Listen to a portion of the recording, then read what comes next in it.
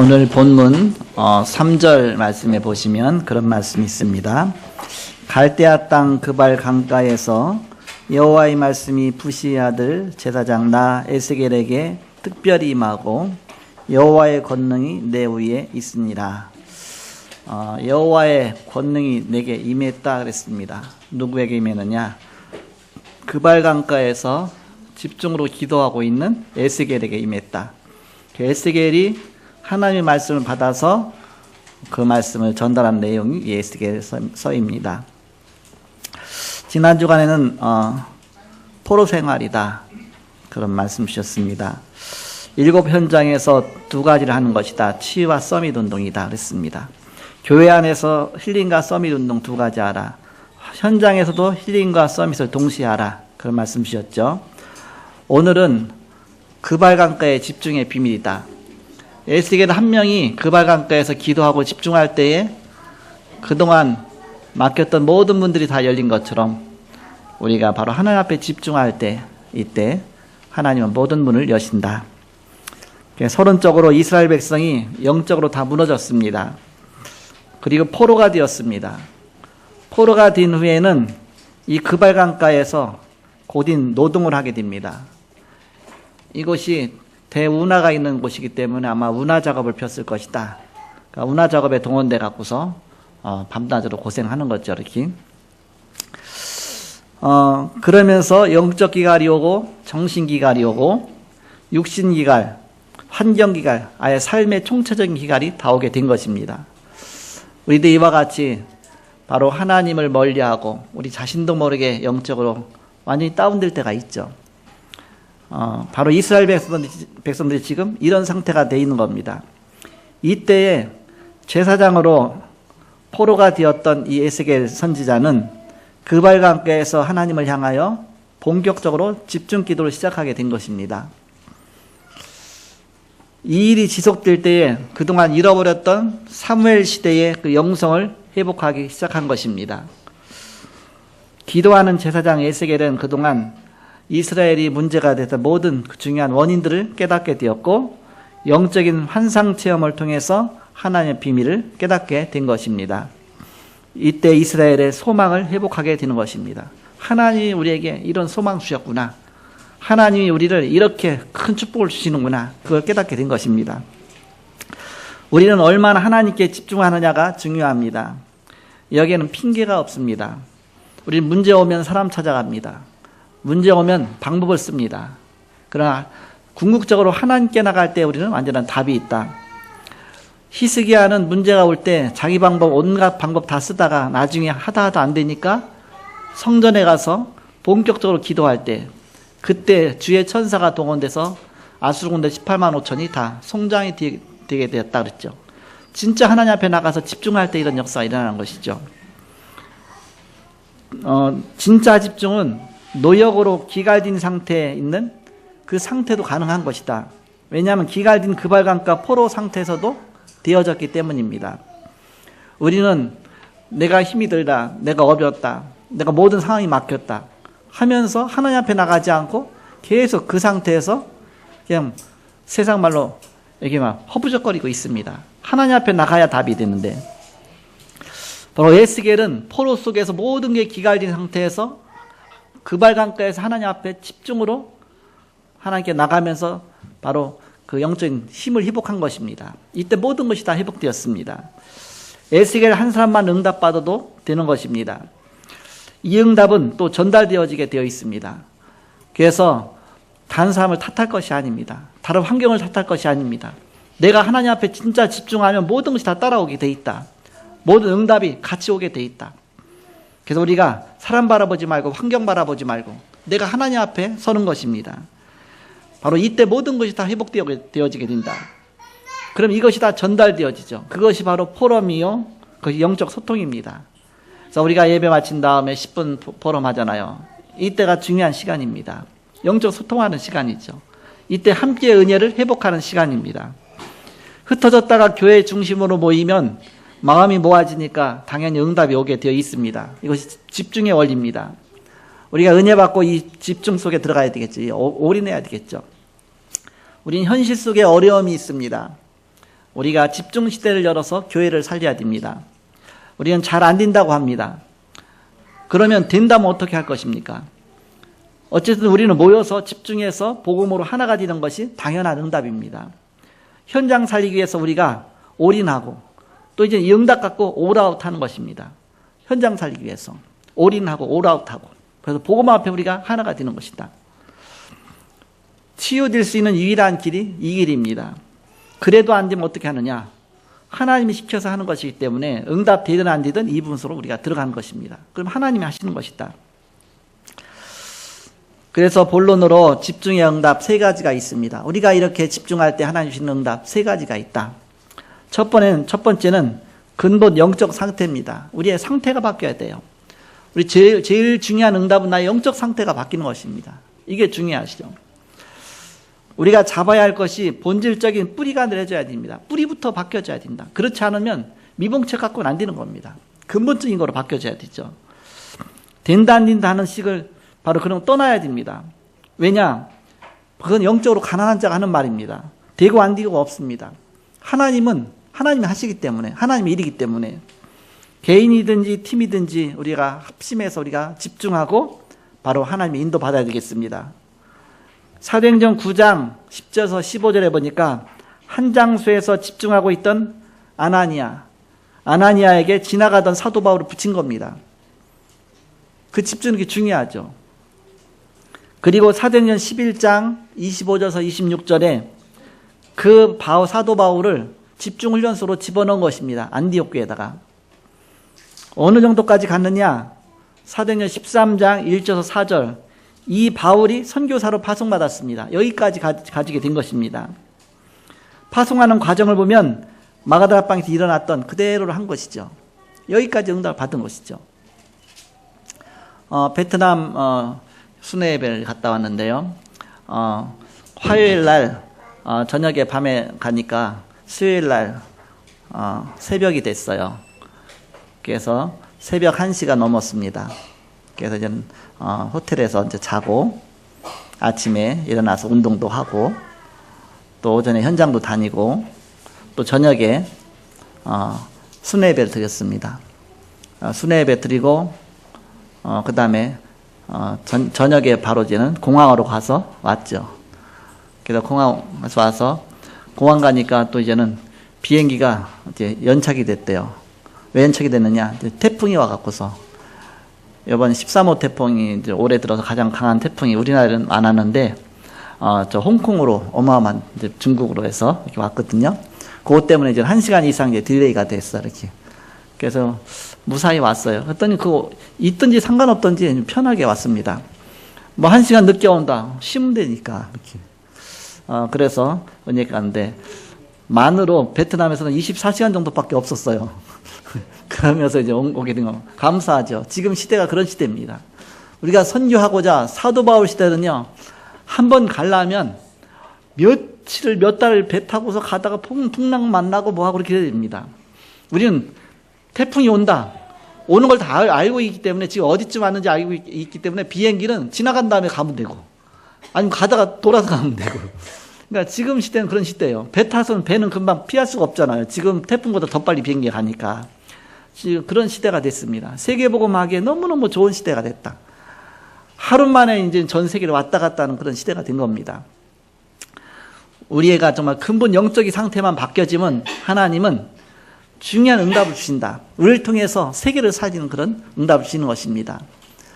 이제 감사한 것은 우리 베트남의 지태한 장로님, 우리 명인주 권사님.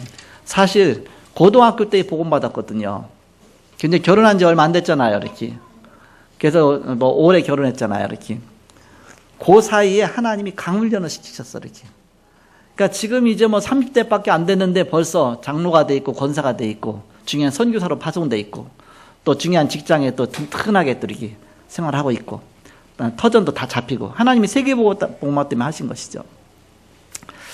거기 가서 어느 한 가정을 만나는데 보니까 뭐 40대예요, 이렇게. 남편도 삼성에 다니고요, 이렇게 튼튼한 그런 가정입니다. 이제 많이 이제 갈급해 있더라고, 이렇게. 또 뭐 이게 뭐 다락방 훈련 받아서 유목사님 비서도 또 몇 년 동안 했기 때문에 잘 알죠. 그런데 개인적으로 개인화가 안 된 겁니다. 이렇게. 개인적으로 훈련을 받아본 적이 없는 겁니다. 복음 편지도 해본 적이 없는 거예요. 쉽게 말하면 이렇게. 여러분 다 했잖아요. 이렇게. 근데 이제는 우리 지태한 장로 명언제 권사님께 차근차근 양육시켰잖아요. 복음 편지하고 뭐 새생명하고 EBS하고 뭐 계속 또 현장 다락방 뛰고 막 부러워갖고서 자기는 집사인데 나이 40도 많고 여기는 장로고 권사고 이렇게. 우리는 복음이 중요하죠. 복음 안에서 정말 세계복음화 때문에 우리를 하나님이 세워나가시는 것입니다. 우리가 훈련 많이 받았다 그것이 중요한 것이 아니라 내가 현장 속에 살아남는 비결입니다. 거기가 어떻게 가고 있느냐, 언약보다는 환경 따라서 갑니다. 환경 따라서. 그러나 우리가 집중기도의 비밀 속으로 들어가다 보면 그때그때 하나님의 인도 따라 가게 됩니다. 그래서 하나님이 보내셔서 가고 하나님이 있으라고 하셔서 있게 하시고 하나님이 무슨 일 때문에 또 역사하시고, 그러니까 우리는 하나님 말씀 따라가는 것이죠. 이 말씀 따라가는 체질이 너무너무 중요하죠. 그래서 우리는 하나님 말씀 속에 있는 겁니다. 지금 에스겔이 말씀 속에 있는 겁니다. 그래서 에스겔 한 명의 그 응답으로 모든 이스라엘 전체가 응답이 오게 되죠. 그래서 우리는 근본 영적 상태, 이 응답이 중요하다. 근본 영적 상태가 바뀌는 응답입니다. 우리가 집중소로 들어갈 때 이런 축복이 오게 되는 것이다. 두 번째입니다. 우리 기본 자세입니다. 우리 기본 자세가 바뀌게 되어 있죠. 우리가 집중으로 들어갈 때에. 그것은 본질을 누리는 자세입니다. 본질을 누리는 거예요. 그러기 위해서 우리는 자꾸 갱신해야 됩니다. 갱신. 우리 자신이 본질을 누리는 데 있어서 안 맞아요. 자꾸 안 맞죠. 그러니까 우리 자신이 갱신을 해야 돼요. 갱신 나를 자꾸 바꾸는 거 아닙니까? 빌립보서 1장 13절에서 14절에 보니까 사도 바울이 가장 고통의 장소에서 하나님의 계획이 이루어졌습니다. 우리는 그걸 참지 못하거든요. 다니엘은요, 사자굴 속에 들어가서 하나님의 계획이 이루어졌거든요. 다니엘의 세 친구 사드락 메삭 아벤느고는 불 가운데 속에 들어가서 하나님의 계획이 이루어졌거든요. 우리가 불 가운데 들어갈 수 있습니까? 사자굴에 들어갈 수가 있습니다. 그 전에 못 들어가죠. 불에 이렇게 끽 잡고 주여 여기까지입니다. 더 이상 하나님의 역사를 막지요. 이렇게. 사실 하나님의 역사 누가 막느냐? 우리 자신이 막는 겁니다. 하나님 하시고자 하는데 내 믿음이 거기까지 안 가는 거예요. 그러니까 끽 하고 불에 이렇게 잡는 겁니다. 근데 사도 바울은 어디 가서 하나님의 역사가 일어났느냐? 가장 고통의 때 빌립보서 1장 13절 14절 감옥 속에 들어가서, 우린 감옥 들어갑니까? 안 들어가죠. 절대 안 들어가라고 막 몸부림치죠. 근데 감옥 안에 들어가서 그것도 억울하게 들어가서 거기 가서 하나님의 계획이 이루어졌습니다. 그래서 이러므로 나의 매임이 그리스도 안에서 모든 시위대안과 그 밖에 모든 사람에게 나타났으니 3절에 보니까 말씀이 있죠. 빌립보서 1장 3절. 감옥 안에 들어갔는데 그 속에서 복음 전파에 엄청난 문이 열렸다. 우리가 어떻게 상상하겠습니까? 하나님이 아시는 것이죠. 우리는 내 생각에 안 맞으면 다 카트하는 겁니다. 우리는 내 생각하고 안 맞으면 그냥 다 놉니다. 하나님의 계획과는 상관이 없어요. 그러니까 항상 인본주의 속에, 내 생각 속에, 내 주관 속에, 그러니까 주인이 나죠. 주인이 납니다. 오직 나. 그러니까 항상 하나님하고 안 맞게 되는 것이죠. 병든 자는 엘리트라도 금방 삐치기가 쉬워요. 금방 삐져요. 내가 힘드니까. 일단 내가 어려우니까. 뭐 하나님 계획이 안 보여. 그냥 일단 내가 어려우니까. 그러나 빌립보서 2장 6절에서 11절에 보니까 예수 그리스도는 가장 낮아지셔서, 아예 죽기까지 복종하셨다 그러죠. 가장 낮아지셔서. 원래는 하나님 본체신데 이 땅에 오셔서 가장 낮아지셔갖고서 그 속에서 우리 위해서 십자가에 죽으십니다. 그런데 하나님께서 그를 지극히 높여 그랬습니다. 지극히 높여 모든 무릎을 그 이름에 꿇게 하시고, 하나님의 뜻은 그렇게 이루어집니다. 사람의 모양으로 나타나서 자기를 낮추시고 죽기까지 복종하셨으니 그 십자가에 죽으십니다. 8절에 보니까. 빌립보서 3장 1절에서 21절에 보니까 하나님이 그를 지극히 높여서 어느 정도 하나님 영화롭게 하셨느냐. 그는 만물을 자기에게 복종하게 하실 수 있는 자의 역사로 우리의 낮은 몸을 자기 영광의 몸의 형체와 같이 변케 하시리라. 21절에 보니까. 그러면서 사도행전 19장 21절에 내가 거기 갔다가 후에 로마도 보아야 하리라. 로마 복음화위에서 그 응답까지 간 겁니다. 어디까지 갔느냐? 로마서 15장 23절에 여러 해 전부터 언제든지 서바나로 갈 때에 너희에게 가기를 바라고 있었으니, 서바나, 지금 스페인이지만 서바나, 당신은 땅끝이라 생각했습니다. 당신은 지구가 둥글다고 생각하지 않고 평평하다고 생각했어요. 그래서 제일 땅끝이 어디냐? 저 서바나라고 생각했습니다. 스페인, 그쪽에 바로 바닷가거든요. 이제 거기가 땅끝이라 생각하고 이제 내가 거기까지 가겠다. 여기까지 역사가 일어난 겁니다. 사도 바울을 통해서. 사도행 1장 8절의 응답이죠. 이렇게 예루살렘과 온 유대와 사마리아 땅까지 내 증인이다. 성령 충만해서 권능이 임해서 하나님의 역사 따라서 인도받아서 거기까지 가는, 이것이 바로 우리의 자세입니다. 기본 자세. 마지막 세 번째입니다. 기초 실력입니다. 기초 실력. 우리가 기초 실력이 없으면 안 되잖아요. 이렇게. 기초 실력이 없으면, 저 요즘에 해외 다니면서 영어가 이제 안 되니까 그럼 갈급해갖고 지금도 계속 영어 공부하고 있거든요. 그렇다고 내가 어디 뭐 가만히 서 책을 볼 겁니까? 아니면 내가 어디 학원을 다닐 겁니까? 다니면서 영어 공부하는 거예요. 요즘은 좋아요. 뭐냐면 어플이 있어요. 이렇게. 스마트폰 어플에서요, 이렇게 핸드폰만 무조건 껐다 키면은 영어 단어가 나와. 그럼 단어 이유고. 핸드폰만 껐다 키면 영어 문장이 나와. 그럼 문장 이유고. 계속 평상시 다니면서. 이번도 베트남 갔다 오면서 영어 공부 얼마나 많이 했는지 계속 나오니까 하니까. 또 갔다 와서도 또 얼마나 많이 하는지. 요즘에 영어 실력 조금 느는 것 같아, 내 생각에 이렇게. 여러분, 언제든지 이렇게. 나 자신의, 내가 부족하니까. 이렇게. 그래서 우리는 나의 본질적인 기능, 실력보다 더 큰 실천을 해야 된다. 하나님은 내 능력에 제한되지 않으니까, 하나님이 하실 거니까. 우리 자신들이 가능하면 개개인에게 메시지가 필요하죠. 하나님 주시는 메시지가 필요합니다. 대략 한 2주 정도 만난 후에 미션을 주면 좋죠. 이렇게. 우리가 카톡 갖고도 미션 주고 하는데 개개인에게 다 미션이 필요합니다. 그러면서 황금어장 찾는 팀이 만들어져야 되고요. 두기교 팀이죠. 교회 안에서 자꾸 그런 분이 응답이 와야 되지. 또 치유팀도 중요하죠. 하나님 우리 치유 또 다락방도 시작되고 하는데 이런 치유팀이 교회 안에 너무 중요합니다. 앞으로 해야 될 것은 서밋팀을 만드는 것이다. 서밋팀, 교회에 제대로 헌신하겠다고 하는 사람들로 자연스럽게 서밋팀이 만들어져야 되겠죠. 그래서 우리는 자꾸 기도하고 있습니다. 그래서 이번에 또 현장에 날 때는 또 우리가 성인식도 하자, 뭐 사명식도 하자, 파송식도 하자, 우리 렘넌트 발판 깔자, 자꾸 우리 렘넌트를 위해서 준비해야 되니까. 그래서 이제 하나님 인도 따라 가는 건데 어쨌든 하나님 주신 것만큼 가게 되는 것이지만, 그래서 우리는 이 중요한 우리의 본질적인 기능 실력보다 더 큰 실천하는 것이다. 왜? 하나님이 하실 거니까. 응답받아서 가는 것이다. 자, 결론입니다. 오늘 에스겔서가 나오는데, 에스겔 선지자는 사독 계열의 제사장 부시의 아들로 태어났습니다. 바벨론 포로 초기 부름받았던 대예언자입니다. 선지자죠. 구약에서는 제사장은 따로 있고요, 선지자가 따로 있어요. 그리고 왕이 따로 있습니다. 다윗은 왕이었죠. 근데 이 에스겔은 제사장인데 선지자로 부름받았어요. 그러니까 제사장과 선지자를 동시에 두 가지를 했습니다. 사무엘도 마찬가지입니다. 사무엘도 제사장과 선지자를 두 가지 했어요. 시대 자체가 그랬어요. 이렇게 사람이 어떤 인재가 적었는지 아니면 뭐 하나님 쓰실 사람이 적었는지 어쨌든 모르지만 두 가지 같이 했습니다. 예레미야도 그랬고요. 그런데 많지는 않아요. 이렇게 뭐 소수 사람이 그렇게 쓰임 받았습니다. 그래서 제사장으로서 선지자로 부름받았다. 소망을 불어넣어줬던 에스겔은 주전 597년 2차 포로 때입니다. 2차 포로 때 느부갓네살에게 포로 잡혀가서 갈대아 땅 그발 강가에 있는 델아빕에 거하면서 22년간 예언 활동을 했습니다. 1차 포로 때가 언제냐? BC 605년 여호야김 포로 잡혀갈 때. 2차 포로 때는 언제냐? BC 597년 여호야긴이 포로 잡혀갈 때. 여호야김이 있고 여호야긴이 있죠.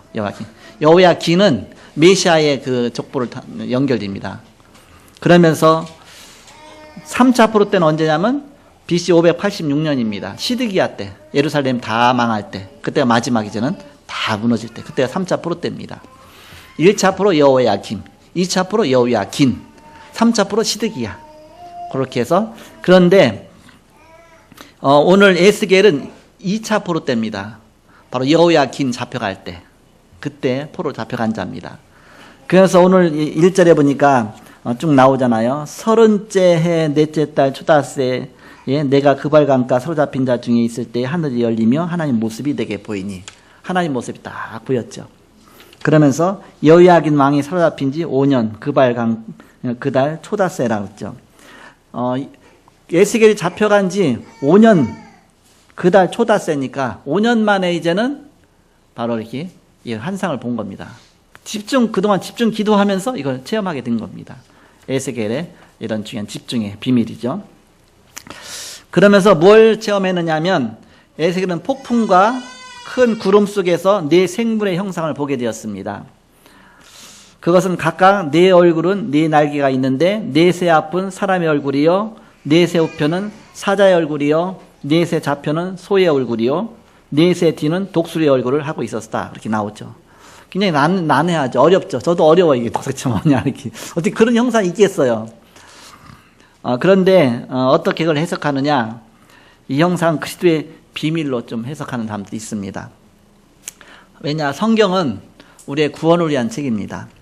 구약은 오실 메시아, 우리의 구원자가 오시겠다 예언한 책입니다. 그리고 신약은 바로 예수님 오신 것에 대한 증거의 책입니다.